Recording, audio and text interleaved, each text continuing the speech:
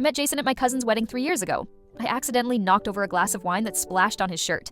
Instead of getting mad, he was cool about it, and we ended up talking for most of the night. He worked at a law firm, lived in a nice downtown apartment, and seemed like a good guy. We exchanged numbers and started dating soon after. Our first few months together were really good. He was attentive and seemed interested in my life as a teacher. We had some great dates, and I found myself falling for him pretty quickly. He had this cute side to him too. He was secretly into birdwatching, something he never told his work friends about. Once we went to a park early in the morning, and he showed me different birds, which was nice because it was a side of him not many people got to see. Our first date was at a coffee shop, and things moved pretty quickly from there. He worked long hours at his job, but always made time to see me. What I liked about him wasn't his job or his apartment. It was how he texted me during the day and how he seemed to care about my stories about teaching. Despite our different lifestyles, we clicked immediately. Our first year together had plenty of ups and downs. Nice dates when he wasn't working late, weekend trips that he often had to cut short because of urgent emails, and long phone calls that would sometimes end abruptly when his boss called. We fought about money more than I'd like to admit. He'd suggest expensive restaurants where my meal alone cost what I'd spend on groceries for a week, then act weird when I proposed going somewhere more affordable. Once I suggested we just cook at home, and he admitted he barely knew how to make pasta. His fridge was literally empty except for beer, protein shakes, and takeout containers. There was this one time he invited me to a work party at a fancy rooftop bar. I wore the nicest dress I owned, which I'd had since college, and I could feel everyone looking at me like I didn't belong. Jason kept introducing me to his coworkers, then rushing off to talk to someone more important, leaving me alone by the appetizer table. I ended up hanging out with the bartender most of the night, who was way nicer than any of Jason's colleagues. For my birthday that first year, he surprised me with a weekend trip to this beach town I'd mentioned loving as a kid. He got so much wrong, booked a B&B that looked nothing like the website photos, made dinner reservations at a restaurant that turned out to be closed for renovations, and forgot to check the weather forecast. It rained the entire first day. But we ended up buying cheap umbrellas and walking on the beach anyway, laughing about how terrible everything was going. We ate ice cream for breakfast and stayed in bed watching bad TV. It wasn't Instagram perfect, but it felt real. The thing is, when it was just us, Jason could be really great. It was like he was two different people. The guy who remembered my favorite ice cream flavor and sent me stupid cat memes during the day, and the guy who suddenly became weirdly status conscious whenever we were around his friends or coworkers. Things started changing during our second year together. Small comments about how I looked became more common. That dress doesn't really look good on you. Have you thought about trying a different hairstyle? My client's wife told me about this skin treatment you should try. I'd brush these comments off, thinking he just wanted me to look my best. I started to notice how he'd subtly try to mold me into someone else. When I showed him a dress I loved at the mall, he'd steer me towards something more expensive, saying, "This would look more appropriate for the company party." Once I overheard him on the phone with his mom saying, "She's great, but, still a work in progress." I pretended I hadn't heard, but it hurt. The money stuff got more awkward too. Once when I couldn't afford to chip in for a fancy group dinner, Jason covered my share but then made offhand comments about it for weeks after. When I got excited about a $50 Target gift card I won in a school raffle, he laughed like I was a child. I started hiding my shopping bags from discount stores and making up excuses for why I couldn't join expensive outings with his friends. I also noticed he was increasingly uncomfortable when I talked about my job. When we first started dating, he'd ask about my students and listen to stories about my classroom. But gradually, he started changing the subject whenever I mentioned work, especially around his friends. "No one wants to hear about finger painting, babe," he'd whisper when I tried to share a story about a breakthrough with a struggling student. Meanwhile, I'd have to sit through endless boring stories about market trends and client meetings, like they were the most fascinating topics in the world. Yet somehow, when it was just us watching TV on his couch or taking his neighbor's dog for walks, things still felt good. That's why I stayed. Those glimpses of the real Jason underneath all the pretense. His friends were all from his business school or work. Most were married to or dating women who either came from money or had high-paying jobs themselves. At first, Jason would proudly introduce me. "This is Ashley, she's a teacher, and she's amazing with kids." But over time, this changed to just, "This is Ashley," with no mention of my job. His friend group was honestly exhausting. They'd have these competitive conversations about vacation homes and promotions that felt more like job interviews than friendly chats. Everyone was always trying to one-up each other. We just booked 2 weeks in Bali would be met with, "Oh, we're doing 3 weeks in the Maldives."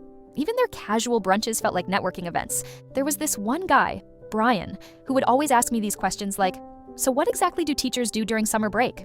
Or, "Have you ever thought about a career with, growth potential?" His wife Melissa would give me these fake sympathetic looks, like I was some charity case Jason had taken in.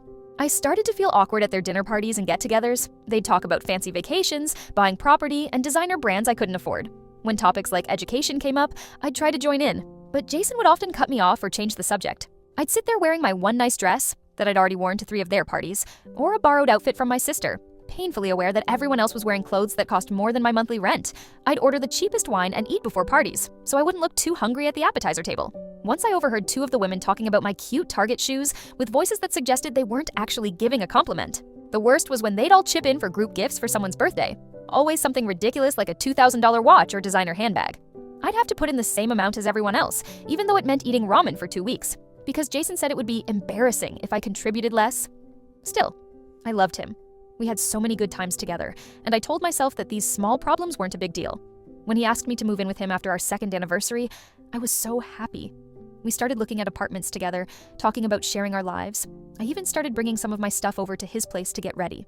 The night everything fell apart was Jason's 30th birthday. He'd planned a dinner at a fancy restaurant with his closest friends, 3 couples we hung out with regularly, plus his best friend Mark, who was visiting from London. I'd met Mark once before when he visited last year, and he seemed nicer than Jason's other friends, more normal despite his success. He'd actually asked me questions about teaching and seemed genuinely interested in my answers. I'd been stressing about this dinner for weeks. Jason had been dropping hints about proposing soon, and I thought maybe he was planning to do it at his birthday dinner. Looking back, I think I'd convinced myself that if he proposed, it would validate our relationship and prove to everyone, including myself, that he truly valued me despite our differences. I spent weeks planning my gift and outfit. I saved up to buy him a limited edition watch he'd had his eye on, though not the designer version he really wanted. That was way too expensive for me. It maxed out my credit card, but I thought it would be worth it to see his face when he opened it. I wore a new dress I'd decided to spend more money on than usual, got my hair done professionally, and borrowed a nice necklace from my sister. The morning of the dinner, I was so nervous I could barely eat. My roommate helped me practice what I'd say in my toast. I even wrote Jason a heartfelt card that took me 3 drafts to get right. I really thought this night was going to be a turning point for us, that his friends would finally see why he was with me, and maybe he would finally stop being embarrassed about my job and my habit of looking for a discount. Oh, and to add to the pressure, I just found out that my school was cutting positions due to budget issues, and my job might be at risk. I was planning to tell Jason after dinner, thinking we could face it together. The evening started okay. The restaurant was one of those places with dim lighting, weird menu items, and prices that made me worry. Everyone ordered cocktails and appetizers to share.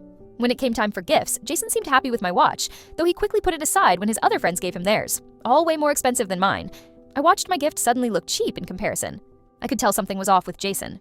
He seemed distracted and kept checking his phone. He barely acknowledged me all night. The waiter brought out a dish I'd never heard of, and when I quietly asked Jason what it was, he gave me this look like I was embarrassing him. "It's beef carpaccio, Ashley," he said loudly. "It's raw beef. It's a classic." The way he said it made me feel stupid for not knowing. Still, I tried to have a good time. I chatted with Emma, the wife of Jason's coworker, who was always nice to me. She worked in marketing and was one of the few people in the group who actually asked me questions about my life and seemed to care about my answers.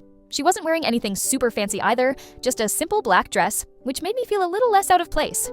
"You look really pretty tonight," she whispered to me during a lull in the conversation. "That color is perfect on you." It was such a small thing, but after weeks of Jason's subtle criticism about my appearance, it almost made me tear up. I wondered why Jason couldn't say nice things like that anymore.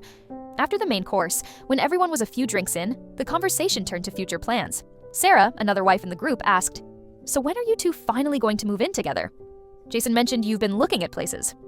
I perked up at this, thinking maybe now Jason would say something nice about our relationship. We'd been talking about moving in together for months, had even toured some apartments.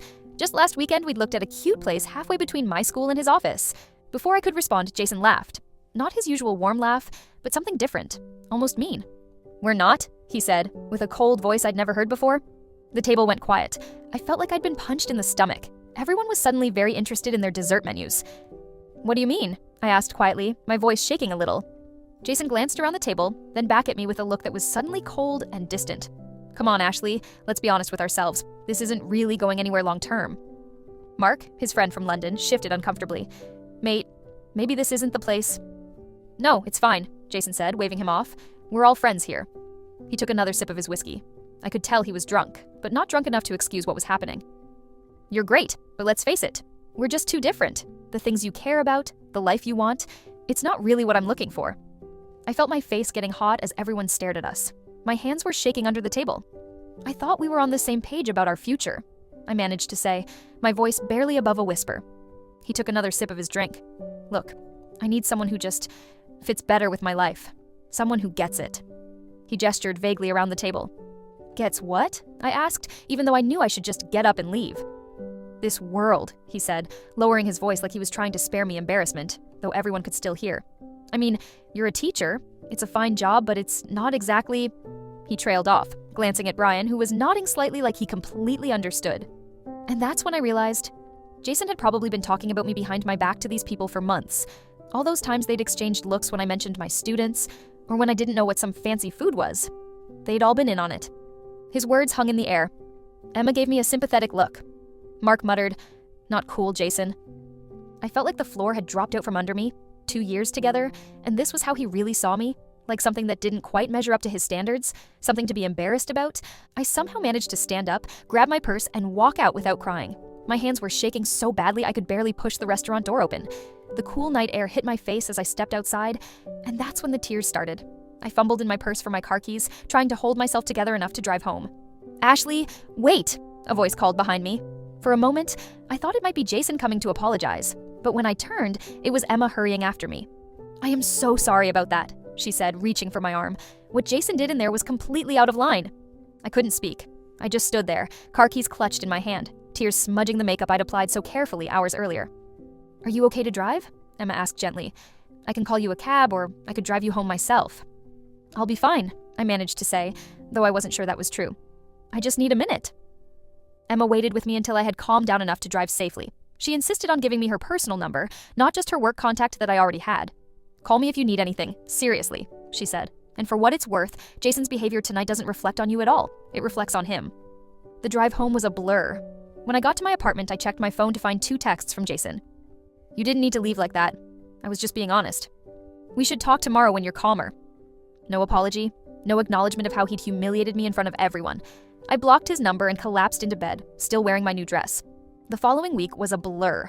I told my roommate what happened, and she was furious on my behalf. I took a few days off work because I couldn't face putting on a bright, cheerful face for my 3rd graders when I felt so broken inside. My sister came over with my favorite comfort foods and sat with me while I cried and tried to understand how I could have been so wrong about someone. Sunday night, my phone rang with a number I didn't recognize. I almost didn't answer, thinking it might be Jason calling from another phone, but something made me pick up. "Ashley, it's Emma. I hope it's okay that I'm calling. I've been thinking about you and wanted to check in." I was surprised, but touched that she'd actually called. We talked for a few minutes, and she asked if I would meet her for coffee that week. Curious, I agreed. We met Wednesday after school at a coffee shop halfway between my school and her office. Emma was dressed in a stylish business suit, but there was nothing pretentious about her manner. She greeted me with a hug and insisted on buying my coffee. "I want to apologize again for what happened," she said once we were seated. Everyone at the table was shocked by Jason's behavior. "Thank you," I said, stirring my latte. "I'm still trying to process it all." Emma hesitated, then said, "There are some things about Jason you might not know, things that might help you understand that this was about him, not you." Over the next hour, Emma told me stuff about Jason's life I didn't know. His job wasn't going as well as he made it seem. He'd recently lost a big client and was in trouble with his bosses. He was spending too much money and had more debt than I realized. And his company had recently started looking at people's character as part of deciding who gets promoted, after some problems with certain employees and clients. "Jason's been trying really hard to become partner by his law firm," Emma explained. "He's been obsessing over how he looks to others, trying to impress the senior partners. I think he got it in his head that having a girlfriend who wasn't in finance or law was somehow holding him back." "So I was a liability," I said, the realization both painful and clarifying. "In his warped thinking, yes," Emma said, "but that's his problem, not yours. He's the one missing out on an amazing person because he's too shallow to see your worth." Before we parted, Emma mentioned something that would change the course of my career. "I actually wanted to talk to you about an opportunity. My sister works at a private school." This school was one of the most prestigious private schools in our city, known for its innovative teaching methods and excellent resources. They're expanding their elementary program next year and looking for experienced teachers with fresh perspectives. From everything Jason's told me about your teaching philosophy, you'd be perfect. Would you be interested if I connected you? I was stunned by her offer. Teaching here would mean a significant salary increase, better resources, and professional development opportunities I couldn't get at my current school. I thanked her enthusiastically and said I'd definitely be interested. True to her word, Emma introduced me to her sister. 2 weeks later, I got an interview. A month after that, I got offered a job teaching 3rd grade with a salary almost 40% higher than what I was making before. Meanwhile, through Emma, I heard bits of news about Jason. 2 weeks after his birthday dinner, her husband Tom mentioned to his boss in passing how uncomfortable the dinner had been when Jason publicly dumped his girlfriend of 2 years. The story apparently made its way through the office to the senior partners.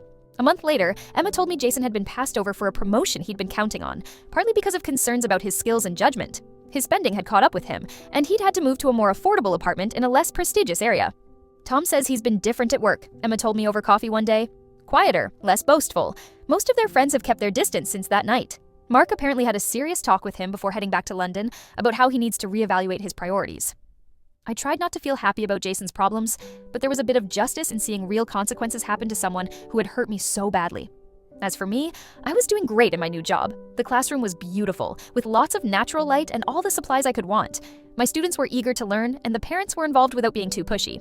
I joined the curriculum planning committee and started a popular after-school science program. Through Emma and Tom, I made new friends who were nothing like Jason's old group. They were successful in different jobs, but down to earth and really interested in each other's lives. I was no longer the odd one out, but a valued part of the group. 4 months after the breakup, Emma and Tom invited me to a dinner party at their home.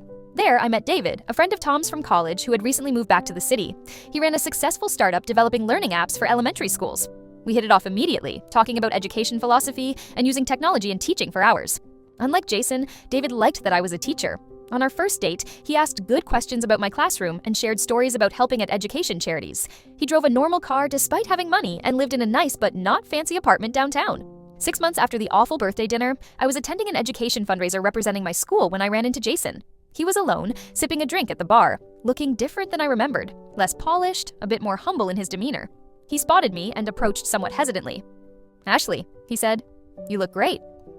"Thanks," I replied, surprised by how little I felt seeing him again. The hurt had faded, replaced by something closer to pity. "I heard you're working at a private school now," he said. "That's really impressive." I nodded. "I am. I'm loving it." An awkward silence stretched between us. "Ashley, I've been wanting to say sorry for what happened at my birthday," he finally said. "The way I acted, there's no excuse." I waited, curious to hear what else he'd say. I was dealing with a lot of stress at work, and I got this idea that I needed a certain type of person in my life to get ahead. I was wrong. He looked down at his drink. Missing the promotion and having to be more careful with money made me see things differently. I've been talking to a therapist, trying to figure out why I care so much about stuff that doesn't really matter. "I appreciate the apology," I said, and I meant it. "I hope you're doing better." "I am, I think," he said. "Different anyway." Mark said something to me before he left that really stuck with me. He asked if I'd rather be successful or happy because I seemed to be choosing a version of success that was making me miserable. I nodded, remembering how Mark had tried to stop Jason during that awful dinner conversation. "Anyway," Jason continued, "would you maybe want to get coffee sometime? Just to talk?" I shook my head gently. "I don't think that's a good idea, Jason. I wish you well, but that chapter is closed for me." As if on cue, David appeared at my side, returning from getting our drinks. "Here you go," he said, handing me a glass of wine. I introduced them briefly. Jason's expression flickered with something, regret, perhaps, as he shook David's hand. "It was good to see you, Ashley," he said as we prepared to walk away. "I'm glad things are working out for you." David and I rejoined my colleagues. As we mingled, I caught Jason looking our way once or twice. I felt no satisfaction in his apparent regret, only gratitude for how much better my life had become since that painful night. Today, 8 months after the breakup, my life is better than I ever thought it could be. I love my new job at the private school. My relationship with David keeps getting better. He respects my work and proudly tells everyone I'm the brilliant teacher who's changing how kids learn science. I've made real friends who like me for who I am, not what I look like or what I can give them. As for Jason, last I heard, he's still working on rebuilding both professionally and personally. If there's a lesson in all this, it's that relationships shouldn't be about making someone fit a mold or meet some outside standard. And sometimes, getting painfully dumped in public turns out to be a blessing in the end. When Jason said I wasn't good enough in front of his friends, it felt like the end of my world. But looking back, it was actually the start of a much better one. Wow, this blew up overnight. Thanks for all the supportive comments and awards. To answer some common questions, no, I haven't gotten back together with Jason and never will. That chapter is closed. Yes, Emma and I are still friends. We meet for coffee regularly, and she's been an amazing support. It turns out we have a lot in common that I never discovered during those awkward group dinners. Yes, my tech entrepreneur boyfriend knows this whole story. He thinks Jason is an idiot who didn't recognize what he had. For those asking about Jason now, I don't keep tabs on him, but Emma says he's working at a smaller firm and seems to be doing okay. I genuinely hope he's finding his way to being happier and more authentic. Several people asked if my ex tried to contact me again after our conversation at the fundraiser. He sent one text a few weeks later asking to catch up, which I politely declined. He seems to have gotten the message. To the teachers in the comments asking about changing from public to private school, it was definitely different. The supplies are amazing, but there are different kinds of pressure. Feel free to message me if you're thinking about making a similar change and have questions. And for those saying, I got a richer guy, that's not it at all. David's success is nice, but what matters is that he respects me and my job. We connect on values, not status or looks. That's the real upgrade. Thanks again, Reddit. Sometimes sharing difficult experiences helps more than you'd expect.